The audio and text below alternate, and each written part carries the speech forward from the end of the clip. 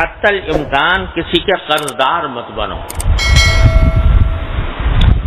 اور اگر بضرورت قرضدار ہونا پڑے تو اس کے ادا کرنے کی فکر رکھو، بے پرواہ مت بن جاؤ، اور اگر قرض دینے والا تم کو کچھ کہے سنے تو صبر کرو،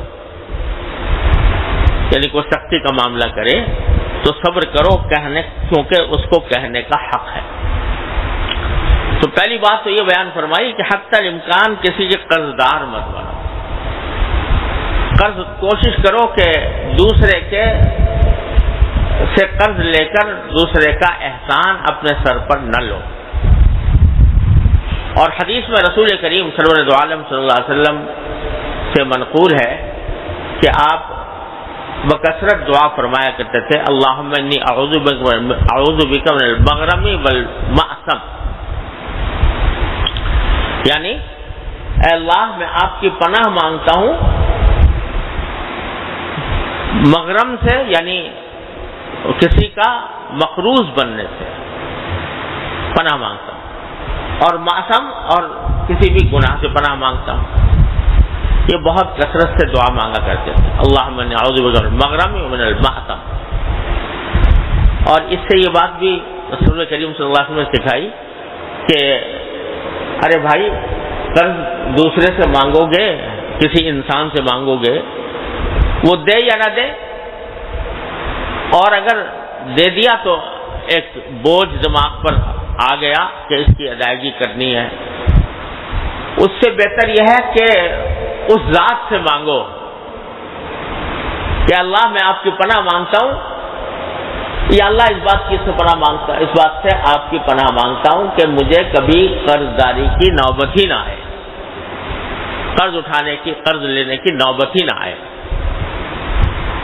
تو یہ باقاعدہ دعاؤں میں شامل فرمایا نبی کریم صلی اللہ علیہ وسلم نے، یہ بتانے کے لیے کہ بجائے انسانوں سے مانگنے کے، مخلوق سے مانگنے کے، اللہ سے مانگو، اے اللہ مجھے مقروض بننے سے بچائیے، میرے اوپر کسی کی دینداری نہ آئے، اور اللہ تبارک و تعالیٰ یہ دعا قبول فرمائے تو اس کے نتیجے میں انشاءاللہ ضرورت ہی نہیں پڑے گی۔ جس کام کے لیے دوسروں سے مانگنے جا رہے ہو تو اللہ تبارک و تعالیٰ انشاءاللہ وہ خود ہی تمہارے لیے پیدا فرما دیں گے۔ جب اللہ تبارک و تعالیٰ سے اس طرح مانگا جاتا ہے، جس طرح مانگا جاتا ہے، اے اللہ مجھے فلاں کام سے بچا لیجیے، دل سے مانگو، اور یہ یقین، اس یقین کے ساتھ مانگو کہ جس سے مانگ رہے ہو وہ تمہیں ضرور عطا فرمائے گا۔ تو ایسے ایسے طریقے سے اللہ تعالیٰ دیتا ہے کہ آدمی کا گمان بھی نہیں ہوتا۔ من یتق اللہ یجعل لہ مخرجا ویرزقہ من حیث لا یحتسب، جب اللہ کا تقوی پیدا ہو جاتا ہے تو اللہ تبارک و تعالیٰ آدمی کے لیے کوئی نہ کوئی راستہ نکال دیتا ہے، ایسی جگہوں سے رزق عطا فرماتا ہے کہ انسان کو گمان بھی نہیں ہوتا۔ ہماری زندگی کے اندر بھی واقعات پیش آتے رہتے ہیں، دھیان نہیں جاتا کہ کس طرح اللہ تبارک و تعالیٰ نے کس مشکل سے بچایا۔ تو جب آدمی کے دل میں یہ بات ہو کہ بھائی میں کسی کے سامنے دست سوال دراز نہ کروں، کسی کے سامنے ہاتھ نہ پھیلانے کی نوبت نہ آئے، جب یہ آدمی کو یہ لگن لگ جاتی ہے، ہاتھ اٹھے تو اپنے مولا کے سامنے اٹھیں کہ بس اس سے مانگوں، اور یہ ہاتھ کسی اور کے سامنے نہ پھیلیں، نہ ہدیہ مانگنے کے لیے، نہ صدقہ مانگنے کے لیے، نہ قرض مانگنے کے لیے، کسی کے آگے ہاتھ نہ پھیلیں، اللہ ہی کے سامنے پھیلیں۔ جب آدمی اس جذبے کے ساتھ پروردگار سے مانگتا ہے تو اللہ تعالیٰ محروم نہیں پڑتا، لیکن مانگنے والا چاہیے۔ کوئی جو ناشنا سے ادا ہو تو کیا علاج، ان کی نوازشوں میں تو کوئی کمی نہیں، وہ اگر اللہ تبارک و تعالیٰ سے مانگنے کی طرح اور اس یقین کے ساتھ مانگے، یا اللہ میں آپ کے سوا کسی کا محتاج ہونا نہیں چاہتا، مانگے تو اللہ تعالیٰ دے دیتے ہیں۔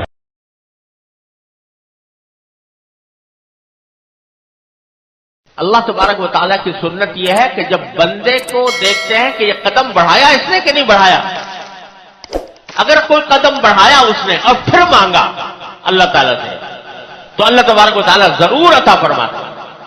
لیکن قدم تو بڑھائے نہیں آدمی، جتنا انسان کے استطاعت میں ہے وہ کام تو کرے نہیں اور مانگے جائے اللہ تعالیٰ سے، یا اللہ تو گھر سے دے دے، گھر سے دے دے.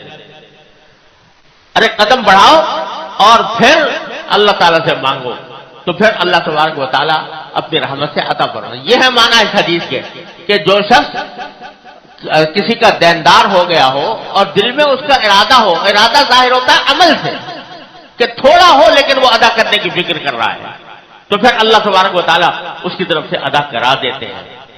لیکن کسی کے دل میں ہو ہی نہ ارادہ، تو وہ اس کو تو حدیث میں چور کہا گیا ہے کہ جو آدمی قرض لے اور ادا کرنے کا ارادہ نہ ہو وہ در حقیقت آخرت میں چور بنا کر اٹھایا جائے گا، چور بنا کر اٹھایا جائے گا کہ اس نے ارادہ ہی نہیں کیا ادائیگی کا. جب ارادہ کرتا ہے تو کچھ تھوڑا عمل تو کرے اس ارادے کی طرف. حدیث میں رسول کریم صلی اللہ علیہ وسلم نے واقعہ بیان فرمایا، اور یہ واقعات جو رسول کریم صلی اللہ علیہ وسلم بیان فرماتے ہیں یا قرآن کریم میں آتے ہیں، یہ محض قصہ کہانی نہیں ہوتے، یہ در حقیقت عبرت اور سبق لینے کے لیے ہوتے. صحیح بخاری میں رسول کریم صلی اللہ علیہ وسلم نے یہ واقعہ بیان فرمایا کہ پچھلی امت میں ایک شخص تھا، اس کو کچھ ضرورت تھی پیسوں کی، تو وہ کسی کے پاس گیا اور اس سے کہا مجھے 1000 دینار قرض دے دو. 1000 دینار یعنی اشرفیہ سونے کے سکے ہوتے تھے، بڑی رقم تھی. 1000 دینار اس لحاظ اس زمانے کے لحاظ سے تو بھی تھی، آج بھی 1000 دینار کوئی معمولی چیز نہیں ہے. مقصد اس کا یہ تھا کہ 1000 دینار لے کر میں کہیں تجارت کروں اور تجارت سے اپنا روزگار چلاؤں، پھر بعد میں اس کو واپس کر دوں. تو جس سے قرض لینے گیا تھا اس نے کہا بھائی کوئی گواہ لاؤ، کوئی گواہ ہو کہ جو گواہی دے کہ تم نے مجھ سے 1000 دینار قرض لیے ہیں. اس نے کفا باللہ شہیدا، بھائی میرے پاس گواہ کو نہیں ہے، اللہ کو گواہ بناتا ہوں. اس نے کہا اچھا کوئی ضامن لاؤ کہ جو ضمانت لے کہ تم ادا کرو گے، اگر نہیں ادا کیا تو وہ ادا کرے گا تمہاری طرف سے. تو کہا کفا باللہ وکیلا کفیلا، میرے پاس کوئی ضامن وامن نہیں ہے، اللہ ہی بس ضمانت، اللہ ضامن. اس نے کہا اچھا ٹھیک ہے، میں جب تم نے اللہ کو گواہ بنایا، اللہ کو کفیل بنایا، تو میں بھی کسی اور کفیل کا مطالبہ نہیں کرتا. لو 1000 دینا دے دیے، اور وقت طے ہو گیا کہ فلاں وقت میں فلاں تاریخ کو تم یہ واپس کرو گے اتنے میں. یہ لے کر چلا گیا. لیکن آدمی تھا کہ اللہ کے اوپر بھروسہ کیے ہوئے، اللہ کو گواہ بنایا، اللہ کو کفیل بنایا. چلا گیا اور سمندر سے کشتی میں بیٹھ کے کسی دوسری جگہ چلا گیا، اور وہاں جا کر شاید تجارت کی ہوگی، کچھ کمایا ہوگا. جب قرضے کی واپسی کا وقت آیا تو اس نے سوچا کہ میں نے وعدہ کیا اور میں نے اللہ کو گواہ بنایا تھا، اللہ کو ضامن بنایا تھا، تو لاؤ اب میں واپس کروں. اب واپس جانے کے لیے کشتی کی ضرورت تھی. اب جب پہنچا وہاں پر جہاں سے کشتیاں ملتی ہیں تو کشتی نہیں ملتی کوئی، وہ کشتی جو اس کو وہاں تک پہنچا دے. اب بڑا پریشان ہوا کہ میں نے تو اللہ کی گواہی پر، اللہ کی کفالت پر اس سے قرض مانگا تھا، اور اب وقت آ گیا ہے اور میں ادا نہیں کر سکوں گا تو کتنی بری بات ہوگی. آخر کیا کیا اس نے کہ اپنا سا کام تو میں کر لوں، باقی اللہ کے حوالے. اس نے یہ کیا کہ ایک کھجور کا ایک شہتیر لے کر اس کو کھودا اور 1000 دینار کھود کر اس میں رکھ دیے، کسی تھیلی والی میں کر کے رکھے ہوں گے، اور پھر دونوں طرف سے ڈانٹ لگا دی اس کے کہ کہیں سے وہ نکلنے نہ پائے. اور یہ شہتیر لے جا کر سمندر کے کنارے سمندر کے پاس پہنچا اور جا کر اللہ تعالیٰ سے دعا کی کہ اللہ میں نے فلاں شخص سے قرضہ دیا تھا 1000 دینار، اور اس نے گواہ مانگا تھا، میں نے آپ کو گواہ بنایا، اس نے ضامن مانگا تھا، آپ کو ضامن بنایا. تو اب میرا وقت آ گیا ہے، میں تلاش کر رہا ہوں، کوئی کشتی ملتی نہیں ہے کہ وہاں پر لے جا کر اس کو میں دے سکوں. اب میں یہ آپ کے حوالے کرتا ہوں. یہ شہتیر میں اس میں سمندر میں ڈال کر آپ کے حوالے کرتا ہوں، کسی طرح اس تک پہنچا دیجیے۔ تو شہتیر اسے ڈال دیا سمندر میں۔ اب جس شخص نے قرض دیا تھا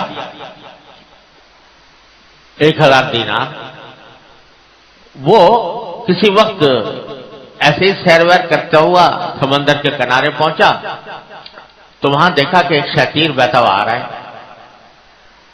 تو اس نے سوچا کہ یہ لکڑی ہے تو اپنے گھر میں یہ کام آئے گی ایندھن کے طور پر، تو وہ شہتیر اس نے اٹھا لیا اور اٹھا کر اپنے گھر لایا۔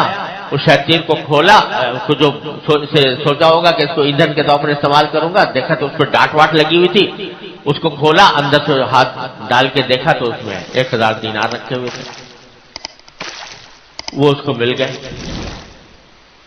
ادھر کچھ دن کے بعد اس کو سواری مل گئی، دوسرے جزیرے میں جو تھا مقروض، اس کو سواری مل گئی۔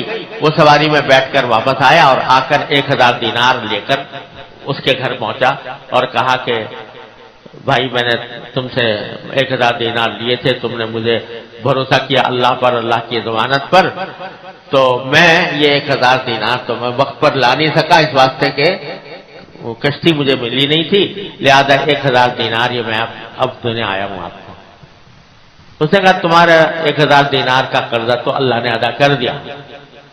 اس نے کیا ہوا کہ اس طرح میں نے شہتیر کے اندر سے مجھے 1000 دینار مل گئے۔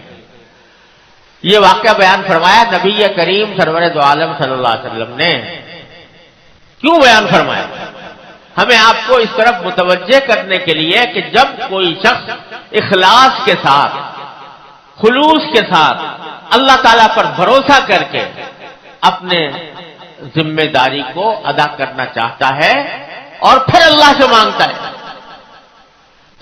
مانگتا ہے تو اللہ تبارک و تعالیٰ اپنے فضل و کرم سے اس کا کام بنا دیتے ہیں، اس کا قرضہ بھی ادا کروا دیتے ہیں، اس کی دینداری بھی پوری کرا دیتے ہیں۔ لیکن شرط کیا ہے کہ اپنا سا کام کر لو، تھوڑا سا کام کر لو جو تمہارے بس میں ہے، اتنا کر گزرو، اس کے بعد مانگو اللہ میاں سے۔ حضرت مولانا رومی رحمۃ اللہ علیہ، اللہ تعالیٰ ان کے درجات بلند فرمائے، فرماتے ہیں کہ حضرت یوسف علیہ السلام کا قصہ بیان کرتے ہیں۔ حضرت یوسف علیہ السلام کو جب زلیخا نے گناہ کی دعوت دی تو قرآن کریم میں خود ہے کہ غلقت الابواب، اس نے سارے دروازوں پر تالے ڈال دیے تھے کہ کہیں یوسف علیہ السلام باہر نہ نکل سکے، اور دعوت دی گناہ کی۔ حضرت یوسف علیہ السلام آنکھوں سے دیکھ رہے تھے کہ دروازوں پر تالے پڑے ہوئے ہیں، لیکن جب اس نے گناہ کی دعوت دی تو بھاگے دروازے کی طرف، استبق الباب، دروازے کی طرف بھاگے، حالانکہ بتایا کہ دروازے میں تالے پڑے ہوئے ہیں، لیکن بھاگے کہ میرے بس میں اتنا ہے کہ میں یہاں سے بھاگ کے دروازے تک پہنچ جاؤں۔ دروازے کھولنا کسی اور کا کام ہے، تو اپنی طرف سے جو کوشش تھی وہ کر لی اور کر کے پھر دروازہ کے پاس جا کے اللہ تعالیٰ سے مانگا۔ تو جب وہاں پہنچے تو اللہ تعالیٰ، انہوں نے اپنے حصے کا کام کر لیا تو اللہ نے اپنے حصے کا کام کر لیا کہ دروازے کے تالے توڑ دیے۔ تو مولانا رومی رحمۃ اللہ علیہ فرماتے ہیں کہ گرچہ رکھنا نیست عالم را پدید، گرچہ رکھنا نیست عالم را پدید، خیرہ یوسف وار میں باید دوید، کہ اس دنیا میں بھی تمہیں اگرچہ کہیں رکھنا نظر نہیں آ رہا گناہوں سے بچنے کا، لیکن اسی طرح دوڑو جیسے کہ یوسف علیہ السلام دوڑے تھے، جتنا دوڑ سکتے ہو اتنا دوڑ لو۔ تو اللہ تبارک و تعالیٰ کی سنت یہ ہے، بندہ جب قدم بڑھاتا ہے، بڑھا کر مانگتا ہے، اپنے حصے کا کام کر کے مانگتا ہے، تو وہ مولا نا امید نہیں کرتا، وہ مایوس نہیں کرتا۔ میں نے اپنے والد ماجد قدس اللہ تعالیٰ سرہ سے کئی مرتبہ یہ واقعہ سنا۔ یہ جس وقت انگریزوں کا قبضہ ہوا ہندوستان کے اوپر اور 1857 کی جہاد آزادی لڑی گئی تو اس میں مسلمانوں کو شکست ہوئی اور انگریزوں نے بڑے زبردست مظالم اٹھائے. تو اس میں ایک بزرگ تھے، وہ ان کے بارے میں یہ اندیشہ تھا کہ وہ اگر باہر نکلیں گے تو ان کے پھانسی کے تختے ہر جگہ لگے ہوئے تھے تو ان کو پھانسی دے دی جائے گی. تو وہ بیچارے ایک گھر کے اندر روپوش تھے، گھر میں روپوش تھے، کیونکہ باہر نکلے تو پھانسی. تو وہاں روپوش تھے اور کوئی دیکھ بھال کرنے والا بھی نہیں، کھانے پینے کا بھی کوئی انتظام نہیں. تو اسی میں فاقے ہو گئے، یہاں تک کہ پیاس کی شدت میں برا حال اور پانی کا ایک قطرہ بھی موجود نہیں. یہاں تک کہ یہ نوبت آ گئی کہ حرکت کرنا مشکل ہو گیا پیاس کی وجہ سے. تو یہ بظاہر ایسا لگ رہا تھا کہ بس اب آخری وقت ہے، موت آ جائے گی. لیکن انہوں نے یہ کام کیا کہ ویسے تو اٹھ کر چلنے کی تاب نہیں تھی، طاقت نہیں تھی کمزوری کی وجہ سے. انہوں نے اتنا کام کیا کہ پیالہ ایک قریب تھا وہ ہاتھ میں لیا اور پیالے کو ذرا سا کھسکا کر تھوڑا تھوڑا آگے بڑھا کر صحن تک لے آئے. اور جب صحن تک لے آئے تو اللہ تعالیٰ سے دعا کی، یا اللہ میرے بس میں اتنا تھا کہ میں یہ پیالہ اٹھا کر کھسکا کر کس کو صحن تک لے آؤں، باقی اس پیالے کو پانی سے بھرنا یہ آپ کا کام. یہ دعا کرتے ہیں. اللہ تعالیٰ کا کرنا ایسا ہوا، تھوڑی دیر کے بعد بادل آئے، بارش برسی، پیالہ بھر گیا اور اللہ تعالیٰ نے پیاس سے نجات عطا فرمایا. تو یہ سنت اللہ جل جلالہ کی ہے کہ بندہ اگر اپنے حصے کا کام کر لے، جتنا اس کی استطاعت میں، جتنا اس کی طاقت میں ہے. دین کی طرف چلنے کا معاملہ بھی یہی ہے کہ جب آدمی جتنا اس کے بس میں ہے اتنا کر گزرے اور پھر مانگے اللہ سے. الذین جاہدوا فینا لنہدینہم سبلنا، جو ہمارے راستے میں کوشش کرتے ہیں ہم ضرور ان کے اپنے راستوں کی ہدایت ضرور دیں گے. اللہ تعالیٰ فرماتا ہے اپنے راستوں کی ہدایت کیا دیں گے. حضرت نے ترجمہ فرمایا کہ جو لوگ ہمارے راستے میں جنہوں نے کوشش کی ہم ضرور ان کو اٹھا کر اپنے راستوں پر لے جائیں گے، اٹھا کر لے جائیں گے. لَنَهْدِيَنَّهُمْ سُبُلَنَا. تو اللہ تبارک و تعالیٰ کی سنت یہ ہے اپنی طرف سے کوشش میں کوتاہی نہ ہو، پھر اللہ تبارک و تعالیٰ سے مانگے. تو یہ اللہ تبارک و تعالیٰ کی سنت ہے کہ ادب. تو جو آدمی قرض مقروض بنا، دل میں نیت پوری ہے کہ میں ادا کروں گا اور جتنا ادا کر سکتا ہے اس کا تھوڑا تھوڑا انتظام بھی کرنا شروع کر دیا، تو اللہ تبارک و تعالیٰ اس کو انشاءاللہ معلوم نہیں. رسول کریم صلی اللہ علیہ وسلم فرمایا کہ اللہ تعالیٰ اس کی طرف سے اس کو اس کے ارادے میں اس کو کامیاب فرمائے.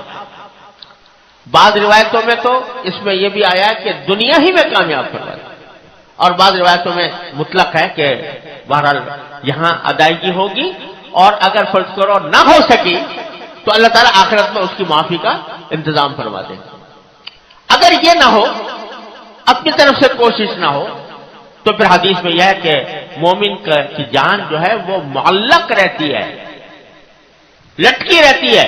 جب تک کہ اس کا دین ادا نہیں ہوتا اس وقت تک اس کی جان لٹکی ہوئی ہوتی ہے کہ جہنم میں جائے گی کہ جنت میں جائے گی. تو اس واسطے ارادہ بھی ہو اور ارادے ہونے کے ساتھ ساتھ اس کا جتنا عمل ہو سکتا ہے وہ. اور یہ بہت اہم بات میں عرض کر رہا ہوں جو اکثر و بیشتر نظر انداز ہو جاتی ہے. جن کے ذمہ بڑا قرضہ ہوتا ہے وہ اس انتظار میں بیٹھے رہتے ہیں کہ جب بڑی رقمیں آئیں گی تو ادا کریں گے. ارے 5 روپے بھی اگر تم نے کسی طرح بچا لیے اور اس کو ادا کرنے کے لیے تم نے رکھ دیا تو پتہ چلا کہ ہاں واقعی ارادہ ہے تمہارا، اور اسی طرح قطرہ قطرہ کر کے دریا ہو جاتا ہے. لیکن اگر یہ بھی نہیں کر رہے تو اس کا مطلب فکر ہی حقیقت میں نہیں ہے، ارادہ ہی نہیں ہے، ارادہ ہوتا تو یہ کام کرتے۔ اللہ، میری ایک مرحوم بہن تھی، اللہ تعالیٰ ان کے درجات بلند فرمائے، بیچاری معاشی اعتبار سے ان کی شادی ہو گئی تھی، معاشی حالات اچھے نہیں تھے، تو ایک مرتبہ حضرت والد صاحب رحمۃ اللہ علیہ حج کے لیے گئے تھے، حج سے واپس آئے تو میری ہمشیرہ نے حضرت والد صاحب رحمۃ اللہ علیہ سے